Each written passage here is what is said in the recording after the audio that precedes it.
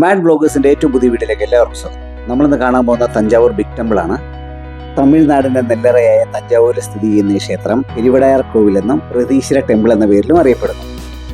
കരിങ്കല്ലിൽ തീർത്ത കൂറ്റൻ 2 കവാടങ്ങൾ കടന്നു വേണം നമുക്ക് ക്ഷേത്രത്തിനടുത്തെത്താൻ. ചോള രാജാവായ രാജരാജ ചോളൻ ഒന്നാമനാണ് ഈ ക്ഷേത്രം പണി കഴിപ്പിച്ചത്. AD 1010 ഈ ക്ഷേത്രത്തിന്റെ പണി പൂർത്തിയായത്. ഏകദേശം 7 വർഷം കൊണ്ടാണ് ഇത്രയും വലിയ ക്ഷേത്രം ഇവിടെ പണി കഴിപ്പിച്ചത്. നമ്മൾ ഇന്ന് കാണുന്ന ഈ ക്ഷേത്രത്തിന് 1010 വർഷത്തെ പഴക്കമുണ്ട്. ഭാരതീയ വാസ്തുകലയുടെ ഉത്തമ ഉദാഹരണമാണ് തഞ്ചാവൂർ ബിഗ് ടെമ്പിൾ. ഇവിടുത്തെ കൊത്തുപണികളും ശില്പവിദ്യകളും ഒക്കെ ആരെയും അമ്പരിപ്പിക്കുന്ന തരത്തിലാണ്.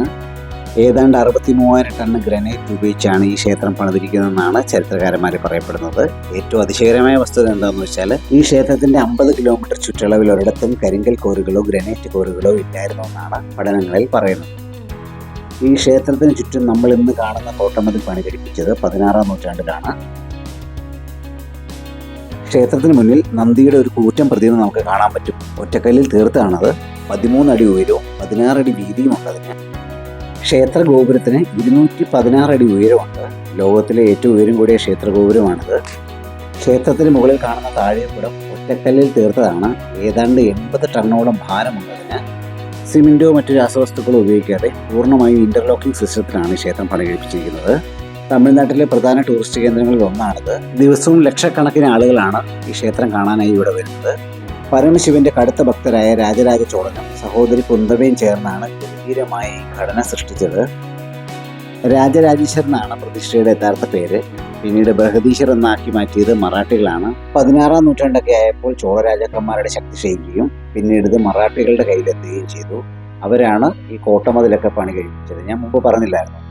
മഹാനായ ഈശ്വരൻ എന്നാണ് ബൃഹദീശ്വർ എന്ന വാക്കിന്റെ അർത്ഥം. ഞാൻ വൈകുന്നേരം 5:30 ആയപ്പോഴാണ് ക്ഷേത്രത്തിലെത്തിയത്. അകത്ത് കയറി തൊഴാൻ പറ്റുമെന്ന് നോക്കിയായിരുന്നു ശ്രീകോവിലില്. ഒരു രക്ഷയില്ല. 250 പേരോളം അകത്ത് ക്യൂവിലുണ്ടായിരുന്നു തൊഴാനായിട്ട്. പിന്നെ ഞാൻ അപ്പം തന്നെ പുറത്തേക്ക് ഇറങ്ങി. ഞായറാഴ്ച ആയതുകൊണ്ട് ഭയങ്കര തിരക്കായിരുന്നു. ഭക്തിക്ക് അപ്പുറം ഈ കാഴ്ചകളൊക്കെ കാണാനും ഈ മനോഹരമായ സൃഷ്ടി കണ്ട് ആസ്വദിക്കാനൊക്കെയാണ് കൂടുതൽ ആളുകളിവിടെ വരുന്നത്. വരുന്നവരൊക്കെ മണിക്കൂറുകളോളം ഇവിടെ സ്പെൻഡ് ചെയ്തിട്ടാണ് പോകുന്നത്. എനിക്ക് തോന്നുന്നു ഏറ്റവും പെട്ടെന്ന് വന്ന് കണ്ടിറങ്ങി പോയത് ഞാൻ മാത്രമാണെന്ന് തോന്നുന്നു. സത്യം പറഞ്ഞ ഈ ക്ഷേത്രം ഒന്ന് കാണാൻ പറ്റിയത് എന്താ പറയുക, ലോട്ടറി അടിച്ച പോലെയാണ്. കാരണം എന്ന് വെച്ചാൽ ഞാൻ പ്ലാൻ ചെയ്ത് പോയതല്ല. ഞാൻ ജോലിയുടെ ആവശ്യമായിട്ട് ഇതുവഴി പോയപ്പോൾ അവിചാരിതമായിട്ട് എനിക്കിവിടെ കാണാനൊരു ഭാഗ്യം കിട്ടിയതാണ്. അപ്പോൾ ഇത് ഞാൻ മാത്രം കണ്ടാൽ പോരല്ലോ, നിങ്ങളെങ്ങനെ കാണിക്കട്ടെ. അതിൻ്റെ ഭാഗമായിട്ട് ലൈറ്റ് പോകുന്നതിന് മുമ്പ് വീഡിയോ എടുക്കാനായിട്ടാണ് ഞാൻ പെട്ടെന്ന് ചാടി പുറത്തിറങ്ങിയത്. അതായത് തൊഴാൻ നിൽക്കാത്തതിൻ്റെ കാരണം അതാണ് ശരിക്കും പറഞ്ഞത്. സത്യം പറഞ്ഞാൽ ഒരു ദിവസം മൊത്തം നമ്മൾ നിന്നെടുക്കുന്ന കണ്ടാലും നമ്മുടെ കൊതി തീരില്ല കേട്ടോ. ഒന്ന് ചിന്തിച്ചു നോക്കിയാൽ 1000 കൊല്ലം മുമ്പ് ഇങ്ങനത്തെ ഒരു ക്ഷേത്രം പണിയണമെങ്കിൽ എന്തല്ല അന്നത്തെ എഞ്ചിനീയർമാർ, എന്ത് കഴിവുള്ള മനുഷ്യരായിരുന്നു ഉണ്ടായിരുന്നത്. നമുക്കിതൊക്കെ കാണുമ്പോൾ മനസ്സിലാവുന്നത് രാജഭരണകാലത്ത്, അതായത് രാജാക്കന്മാർക്ക് മാത്രമാണ് ഇങ്ങനത്തെ നിർമ്മിതികളൊക്കെ നടത്താൻ പറ്റുള്ളൂ. ഇതിൻ്റെയൊക്കെ മുടക്ക് എന്തായിരിക്കും. ബ്രിട്ടീഷുകാരും പോർച്ചുഗീസുകാരും അതുപോലുള്ള വിദേശ ശക്തികളൊക്കെ വരുന്നതിന് മുമ്പ് നമ്മുടെ രാജ്യത്ത് മാത്രം സമ്പത്തുള്ളതായിരുന്നു. യുനെസ്കോയുടെ വേൾഡ് ഹെറിറ്റേജ് ലിസ്റ്റിൽ ഉൾപ്പെടുത്തിയിട്ടുള്ളതാണ് ഈ ക്ഷേത്രം. അഷ്ടദിക്പാലരുടെ പ്രതിഷ്ഠയുള്ള ഇന്ത്യയിലെ അപൂർവ ക്ഷേത്രങ്ങളിൽ ഒന്നാണിത്. ഈ കാണുന്ന ക്ഷേത്രത്തിന്റെ പുറകിൽ നിന്നുള്ള കാഴ്ചയാണ്.